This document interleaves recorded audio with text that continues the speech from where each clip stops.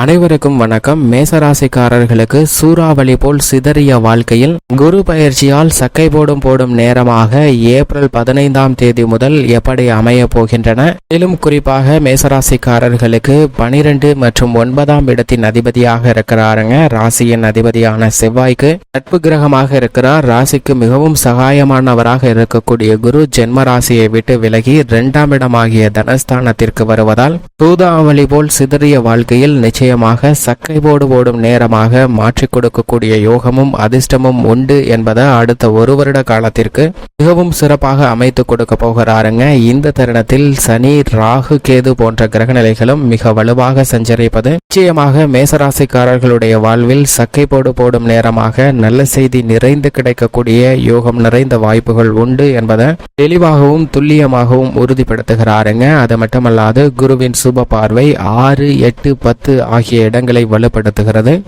சூறாவளி போல் சிதறிய வாழ்க்கையில் முழு சுபகிரகமாக இருக்கக்கூடிய குருவின் பயிற்சி காரணமாக ஏப்ரல் 15ஆம் தேதி முதல் சக்கை போடும் நேரமாக அமைவதற்கான வாய்ப்பும் சாத்தியக்கூறுகளும் எந்தெந்த விஷயங்களில் மிகவும் நிறைவாக உள்ளன என்று பார்க்கும்போது, முழு சுபகிரகமாக இருக்கக்கூடிய குரு அது நட்பு கிரகமாக இருக்கக்கூடிய செவ்வாயின் ஆட்சி வீடான மேசராசியிலிருந்து பகை கிரகமாக இருக்கக்கூடிய சுக்கிரனின் ஆட்சி வீட்டிற்குள் நுழைந்தாலும் கூட இந்த தருணத்தில் சூறாவளி போல் சிதறிய வாழ்க்கையில் நிச்சயமாக சக்கை போடும் நேரமாக அவருடைய சஞ்சார அமைப்போ அல்லது சுப பார்வையோ நிறைந்த பலனை ஏற்படுத்தி கொடுக்கக்கூடிய ஒரு சிறந்த தருணமாக அமைய போகிறது என்பதை தெளிவாக உறுதிப்படுத்துகிறாருங்க. ஏனென்றால் பொதுவாகவே குரு பகவான் ஒருவருடைய ஜாதக அமைப்பில் 2, 5, 7, 9 மற்றும் 11 ஆகிய இடங்கள்ல அபரிவிதமான வளர்ச்சியையும் செல்வ செழிப்பையும் முன்னேற்றத்தையும் நிறைந்து கொடுக்கக்கூடிய ஒரு முழு சுப கிரகமாக நவ கிரகங்களிலே வலிமை பெற்றவராக பார்க்கப்படுகிறாருங்க. அப்படிப்பட்டவர் அது பகை கிரகத்தின்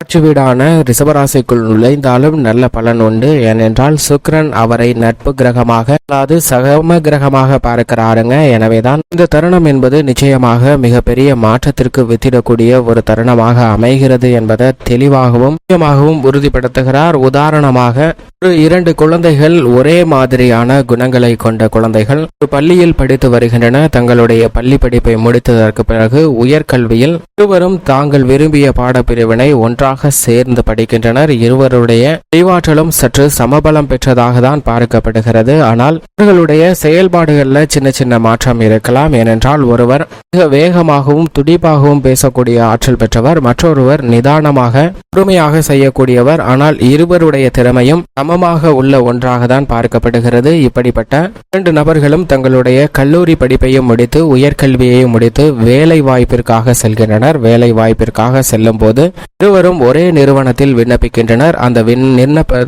பூர்த்தி செய்யப்பட்டு தேர்வு நாளானது ஒரே நாளில் வருகிறது. இருவருடைய மதிப்பெண்ணும் ஏறத்தாழ கிட்டத்தட்ட ஒரே மதிப்பெண்ணாக அமைகிறது. சமபலம் பொருந்தியதால் இருவரும் நேர்முக தேர்வுக்கு அழைக்கப்படுகின்றனர். மிகவும் வேகமாக பேசக்கூடிய ஆற்றல் பொருந்திய அந்த நபர் என்னுடைய எடுத்துக்காட்டுதல் பிரசன்டேஷன் ஸ்கில்ல மிகவும் வலுவாக வெளிப்படுத்துகிறாருங்க. அப்போது அவருக்கு அந்த வேலை வாய்ப்பு வழங்கப்படுகிறது. மற்றொரு நபருக்கு இந்த வேலை வாய்ப்பானது நிராகரிக்கப்படுகிறதுங்க. இதனால் மனமுடைந்து போகக்கூடிய அந்த நபருடைய வாழ்வில் சூறாவளி போல் பொருளாதார ரீதியான சிக்கல்கள் பலவற்றை சந்திக்கிறார். எனவே மனம் உடைந்து துவண்டு போகக்கூடிய அந்த நபர் வேறு நிறுவனங்களிலும் வேறு துறை சார்ந்த பணிகளிலும் விண்ணப்பம் செய்கிறார். அங்கும் அவருடைய விண்ணப்பமானது நிராகரிக்கப்பட்டு தோல்வியை சந்திக்கிறாருங்க. இப்படி தொடர் தோல்வியை சந்தித்து வந்த அந்த நபர் மனம் உடைந்து துவண்டு போகவில்லை.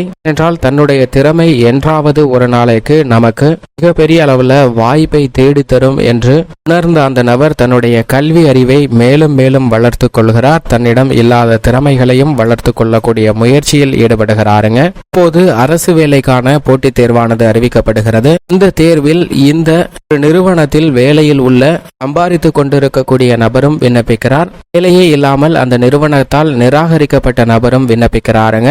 இருவரும் எதிர்கொள்ளக்கூடிய எழுத்து தேர்வை பூர்த்தி செய்கின்றனர். எழுத்து தேர்வின் முடிவானதும் அறிவிக்கப்படுகிறது. முடிவில் அதிக மதிப்பெண்ணுடன் அந்த வேலைக்கு நிராகரிக்கப்பட்ட நபர் வெற்றி பெறுகிறாருங்க. இதை பார்த்து நிறுவனத்தில் வேலை கிடைத்தது என்ற மகிழ்ச்சியில் இணைந்த அந்த நண்பர் கூட சற்று வருத்தம் கொள்கிறார். ஏனென்றால் அவருக்கு அந்த வேலை அந்த சமயத்தில் கிடைத்ததால் அவரால் இந்த போட்டித் தேர்வுல முழுமையாக கவனம் செலுத்த முடியாமல் போயிற்று. ஏனென்றால் பல பணி சுமைகள் அவரை முழுமையாக இந்த போட்டித் தேர்வுக்கு தயார் செய்வதற்குரிய ஒரு சூழ்நிலையை ஏற்படுத்தி கொடுக்கவில்லை என்பதுதான் யதார்த்தமான உண்மை. ஆனால் இதன் காரணமாக அவருடைய திறமை அங்கு வெளிக்கொணர முடியாமல் போயிற்று. ஆனால் இந்த நிறுவனத்தில் வேலை வாய்ப்பு நிராகரிக்கப்பட்ட அந்த நபர் தன்னுடைய முழு திறமையும் வெளிப்படுத்தியதால் அந்த அரசு வேலைக்கு நிரந்தர அரசு வேலையில் இணையக்கூடிய தகுதியை பெற்று அந்த வேலை வாய்ப்பையும் பெற்று நிரந்தர வருமானத்தை பெறுகிறாருங்க. ஆனால் தனியார் துறையில் ஒரு பெரிய நிறுவனத்தில் வேலைக்கு சேர்ந்த அந்த நபருக்கோ எப்போது வேண்டுமானாலும் சிக்கல்கள் வரலாம். தற்போதைக்கு மகிழ்ச்சியாக இருந்தாலும் கூட கொரோனா காலகட்டம் போன்று ஏதாவது சிக்கல்கள் வரும்போது சம்பளம் இல்லாமலோ அல்லது பாதியாகவோ குறைவதற்கான வாய்ப்பு உருவாகிவிடும். ஆனால் நிரந்தர அரசு வேலை வாய்ப்பை பெற்ற அந்த நபருக்கு அது போன்ற சிரமம் எதுவுமே இல்லைங்க. இது போன்றுதான் மனித வாழ்வில் பல்வேறு வகையில சூறாவளி போல் உங்களுடைய வாழ்க்கையை சிதறடிக்கக்கூடிய வகையில் பல சிரமங்கள் வரும் என்பது யதார்த்தமான உண்மைதான். பல தோல்விகளை கண்ட அந்த நபர் தன்னுடைய திறமையும் படிப்பின் மீதும் முழுமையாக நம்பிக்கை வைத்து தனக்கு அது எப்படியாவது மிகப்பெரிய வழியை காட்டும் என்ற முழு மனதுடன் போட்டித் தேர்வுக்கு தயார் செய்து அதிக மதிப்பெண்ணுடன் வெற்றி பெற்று அந்த போட்டித் தேர்வில் அரசு வேலையையும் பெறுகிறாருங்க. அவருக்கு சக்கை போடும் நேரமாக மாறுகிறது. அதே போன்றுதான் குரு மிக வலுவாக சுகங்களை அள்ளித்தரக்கூடிய சுக்கிரனின் ஆட்சி வீட்டில் அமர்ந்திருப்பதால் நிச்சயமாக இந்த தருணத்தை சக்கை போடும் நேரமாக மாற்றிக் கொடுப்பதற்கான வாய்ப்பை அவருடைய சஞ்சார அமைப்பும் சுப பார்வையும் மிக தெளிவாகவும் துல்லியமாகவும் உறுதிப்படுத்துகிறது. இதை உணர்ந்து கொண்டு செயல்பட்டாலே போதும் மிகப்பெரிய அளவில் முன்னேற்ற வாய்ப்புகள் நிறைந்து கிடைக்கும் என்பதில் சந்தேகமே இல்லை. குரு பகவான் தனது பார்வையில் பகை கிரகமாக இருந்தாலும் கூட சுக்கிரனின் பார்வையில் சமகிரகமாக இருப்பதால் அவருடைய சஞ்சார அமைப்பை எண்ணியோ அல்லது சூழ்நிலைகளை எண்ணியோ வருத்தப்பட வேண்டிய அவசியமில்லை. ஏனென்றால் முழு சுபகிரகமாக இருக்கிறார். அவரின் பார்வையில் சூரியன், சுக்கிரன், செவ்வாய், சனி, ராகு, கேது என்ற கிரகநிலைகள் நட்பு கிரகமாகவும் சமகிரகமாகவும் பார்க்கப்படுகின்றன. ஆனால் புதன் மற்றும் சுக்கிரனை மட்டும்தான் பகை கிரகமாக பார்க்கிறார். ஆனால் புதன் மற்றும் சுக்கிரனின் பார்வையில் மிகவும் வலுவாக குரு பகவான் சமகிரகமாக பார்க்கப்படுகிறாருங்க. இது ஒரு சிறப்பான அமைப்பாக பார்க்கப்படுகிறது. அதிலும் குறிப்பாக நவ கிரகங்களிலே பகை கிரகம் இல்லாத ஒரே கிரகமாக இருப்பவர் நிச்சயமாக குரு பகவான் மட்டும்தான். எனவேதான் வானியலின் அரசனாகவும் கிரகங்களின் தலைவனாகவும் பார்க்கப்படுகிறாருங்க. மற்ற கிரக பயிற்சியை விட மிக உன்னிப்பாக குரு பயிற்சியானது பார்க்கப்படுகிறது. குருவின் அமைப்பு எப்படி உள்ளதோ அதை வைத்து நம்மளுடைய வாழ்க்கை நிலையை நிர்ணயித்துக் கொள்ள முடியும் என்பதை தெளிவாக எடுத்து காட்டக்கூடியவர் நிச்சயமாக குரு பகவான் தான். அப்படிப்பட்ட குரு பகவான் இந்த தருணத்தில் நிச்சயமாக ரிஷபராசிக்குள் நுழைந்திருப்பதால் சூறாவளி போல் சிதைந்திருந்த வாழ்க்கை அனைத்தையும் சரி செய்வதோடு சக்கை போடும் நேரமாக மாற்றிக் கொடுக்கக்கூடிய வலுவான அமைப்பில் சஞ்சரிக்கிறாருங்க. எனவே எந்த பணியாக இருந்தாலும் தொடர் தோல்வியாக இருந்தாலும் வெற்றி கிட்டும் வரை முயற்சி செய்தால் நிச்சயமாக இந்த வெற்றி நிரந்தர வெற்றியாக மாறும் என்பதில் எந்தவிதமான சந்தேகமும் இல்லை என்பதை குரு பகவான் தெளிவாகவும் துல்லியமாகவும் உறுதிப்படுத்துகிறார். இப்படி குரு பகவானின் அமைப்பு மிகவும் சிறப்பாக இருக்க மேசராசிக்காரர்களை பொறுத்த வரைக்கும் இரண்டாம் இடமாகிய குடும்பஸ்தானம், தனஸ்தானம், வாக்குஸ்தானம் என்று சொல்லக்கூடிய இரண்டாம் இடத்தில் வலுவாக அமர்வது குரு பகவானுடைய சஞ்சார அமைப்பை பொறுத்த வரைக்கும் அதீத நன்மையை அள்ளி கொடுக்கக்கூடிய ஒரு இடமாக பார்க்கப்படுகிறது. அப்படிப்பட்ட ஒரு இடத்திற்கு ஜென்மராசியை விட்டு விலகிய இந்த தருணம் என்பது குடும்ப ரீதியாக பல்வேறு வகையான சிக்கல்களை விலக்கி நன்மை நிறைந்தவையாகவும் அதிர்ஷ்டம் நிறைந்தவையாகவும் மாற்றிக்கொள்ளக்கூடிய யோகத்தை நிச்சயமாக மேசராசிக்காரர்களுக்கு உருவாக்கி கொடுக்கிறது என்பதில் சந்தேகமே இல்லை. எனவே மன நிம்மதியான குடும்ப சூழ்நிலை உருவாகுங்க. சுப நிகழ்வுகள் திட்டமிட்டபடி மிகவும் அனுகூலமாக நடைபெறக்கூடிய காலகட்டமாக பார்க்கப்படுகிறது. குடும்ப பெண்கள் எதிர்பார்க்கக்கூடிய விஷயங்கள் மிக சிறப்பான முறையில் மகிழ்ச்சிகரமாக நிறைவேறுவதற்கான யோகம் நிறைந்து கிடைக்கிறது.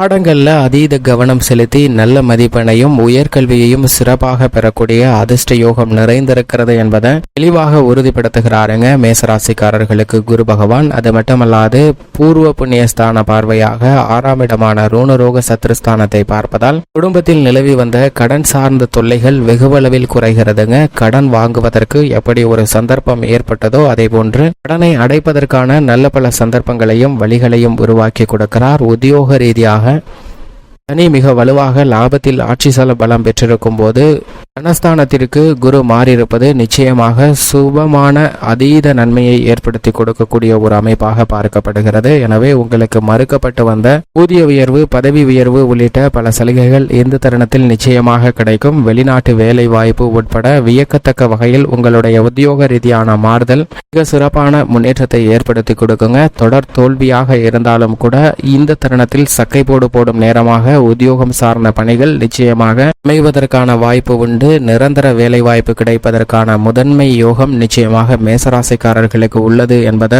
குரு மட்டுமல்ல சனியும் உறுதிப்படுத்துகிறார். உடன் சேர்ந்து மோட்சக்காரகரான கேதும் இதை உறுதிப்படுத்துவது நிச்சயமாக மேசராசிக்காரர்களுக்கு மிக சிறப்பான எதிர்காலம் உண்டு என்பதை தெளிவாக எடுத்து காட்டுவதோடு எதிர்வரக்கூடிய 7.5 சனியை சிறப்பாக கையாளுவதற்கான யோகமும் நிச்சயமாக கிட்டும். இது மட்டுமல்லாது தொழில்துறை, வியாபார துறையில் மிகப்பெரிய அளவில் அபரிவிதமான லாபமும் அதிர்ஷ்டமும் முன்னேற்றமும் நிறைந்த ஒரு தருணமாக அமைகிறது என்பதை குரு பகவான் தெளிவாகவும் துல்லியமாகவும் எடுத்து காட்டுகிறாருங்க. இது நீங்கள் திட்டமிட்டதை விட நல்ல முன்னேற்றத்தை ஏற்படுத்தி கொடுக்கக்கூடிய ஒரு அமைப்பாக பார்க்கப்படுகிறது. சிறு சிறு பின்னடைவுகள் ஏற்பட்டாலும் கூட உங்களது திட்டத்தை படிப்படியாக செயல்படுத்துவதற்கான வாய்ப்பு மிகவும் அபரிவிதமாக இருக்கிறது. உலக தரத்தில் உங்களது உற்பத்தி நிறைந்த உச்சத்தை பெறுவதற்கான யோகம் உண்டுங்க. எதிர்பார்க்கக்கூடிய ஒப்பந்தங்கள் கையெழுத்தாகும்.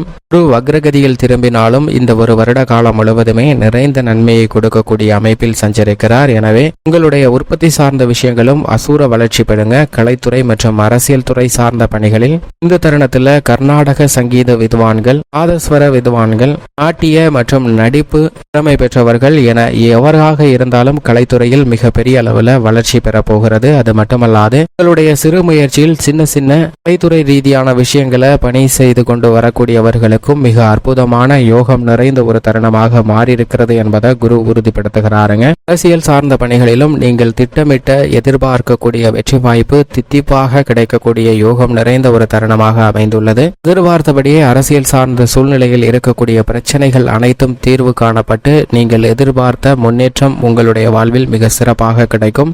வேறு வகையில பாதித்து வந்த குழப்பமான சூழ்நிலைகள் அனைத்தும் மறைந்து நல்ல உச்சத்தை தொடக்கூடிய யோகம் உண்டு என்பதை தெளிவாக உறுதிப்படுத்துகிறாருங்க குரு. மாணவ மாணவியரின் கல்வி சார்ந்த விஷயங்களிலும் சிறப்பான முன்னேற்றமும் வளர்ச்சியும் நிறைந்து கிடைக்கிறது. உயர்கல்விகளை விரும்பிய நிறுவனத்தில் படிப்பதற்கான யோகமும் உண்டு. விவசாயம் சார்ந்த பணிகளில் குரு பகவான் மிக வலுவாக தனஸ்தானத்தில் அமர்ந்திருப்பதால் நல்ல விளைச்சலும் வருமானமும் நிச்சயமாக மிகவும் அபரிவிதமாக மேசராசிக்காரர்களுக்கு கிடைக்கக்கூடிய ஒரு தருணமாக பார்க்கப்படுகிறது. நவீன விவசாய இயந்திரங்கள் வாங்கக்கூடிய யோகமும் உண்டு.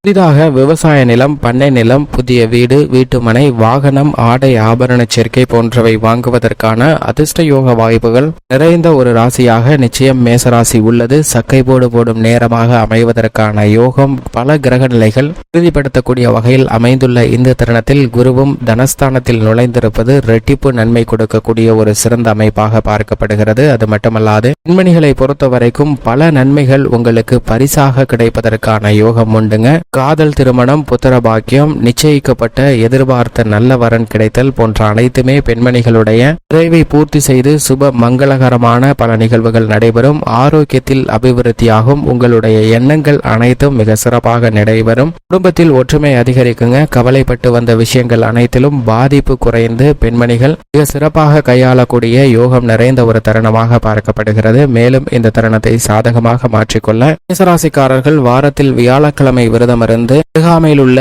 ஆலயம் சென்று வழிபாடு செய்யுங்கள். அதோடு மட்டுமல்லாது வியாழக்கிழமையில அன்னதானம் செய்வதால் நிச்சயமாக நீங்கள் எதிர்பார்க்கக்கூடிய நல்ல செய்தி உங்களை தேடி வரும். சக்கை போடும் நேரமாக மாறும் என்பதில் சந்தேகமே இல்லை என்பதை குரு உறுதிப்படுத்துகிறாருங்க.